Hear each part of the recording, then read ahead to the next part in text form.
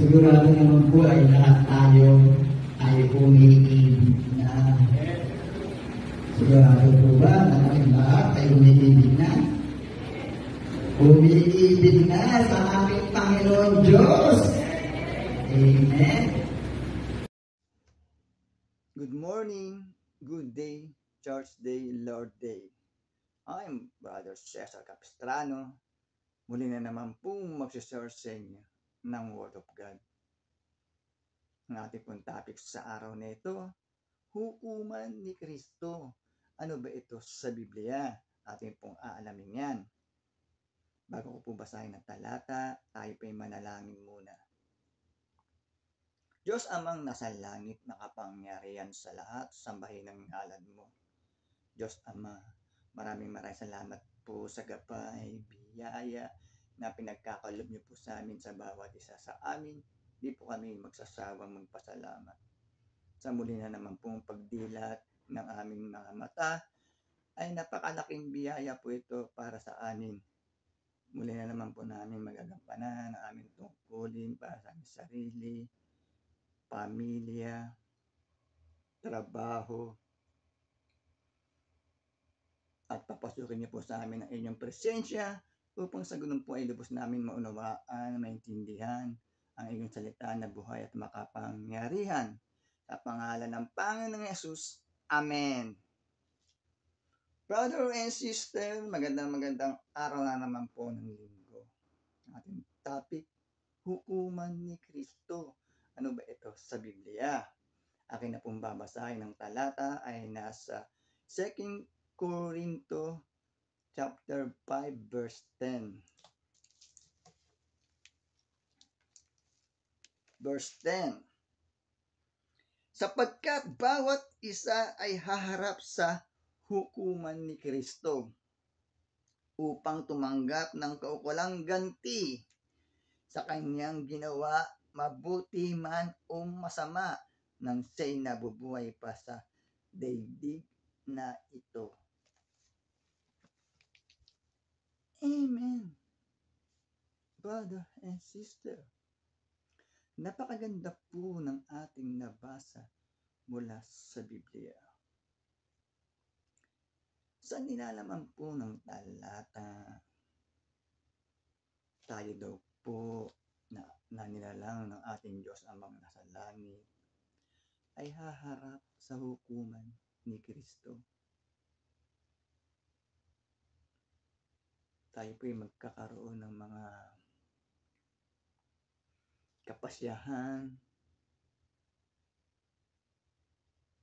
kung ano po yung mga nagawa natin dito sa lupa, daigdig na to, nang habang tayo po ay nabubuhay pa. Kung tayo po ay gumawa ng hindi maganda, lumabag tayo sa mga kautusan ng ating Diyos amang nasa langit,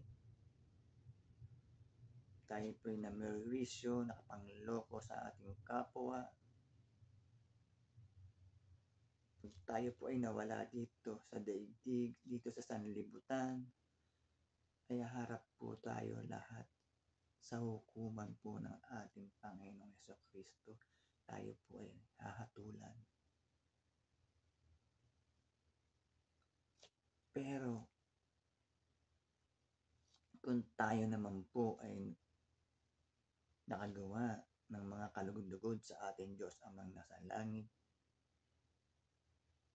nakagawa ng mga magagandang bagay, nakagawa ng mga pagtulong sa kapwa, nakagawa ng kabutihan sa kapwa, tayo din po ay haharap sa hukuman ng ating Panginoong Jesucristo.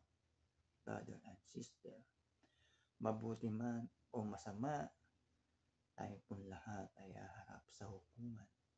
Ayan po ang nilalaman ng talata. Kaya tayo po ay mag-ingat dahil alam po ng ating Diyos amang nasa langit, nakikita po ng ating Diyos amang nasa langit kung ano po ang ginagawa natin dito sa sanlibutan, dito sa daigdig nung tayo po ay nabubuhay pa. wala po tayong magiging sikreto sa ating Diyos amang nasa langit. Kaya mag-iingat po tayo, brother and sister. Dadaan po tayo sa hukuman ni Kristo, sa hukuman ng ating Panginoon sa Kristo, bago makasama sa kaharian ng kanyang Ama. Brother, sister, yan po ang pinagtitibay at nabasa natin sa talata. Tayo po'y sumunod sa utusan ng ating Diyos amang nasa langit, sumunod sa aral ng ating Panginoon sa Kristo, para po sa pagdating ng paghuhukom, tayo po'y makasama sa kaharian ng ating Diyos amang nasa langit.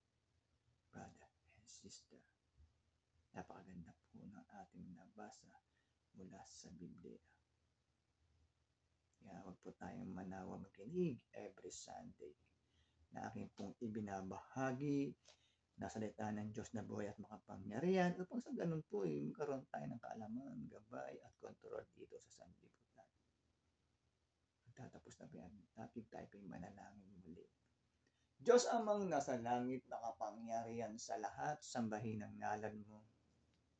Diyos Ama, maraming salamat po. Nakapagpakinig na naman po kami ng iyong salita na buhay at makapangyarihan na nagbibigay lakas po sa aming katawan at espiritual. Maraming salamat po. Sa ngalan ng Panginoon Yesus. Amen. Brother and sister, magandang araw na naman po ng linggo. Tayo po'y mag-iingat at laging magdadasal. God bless to all.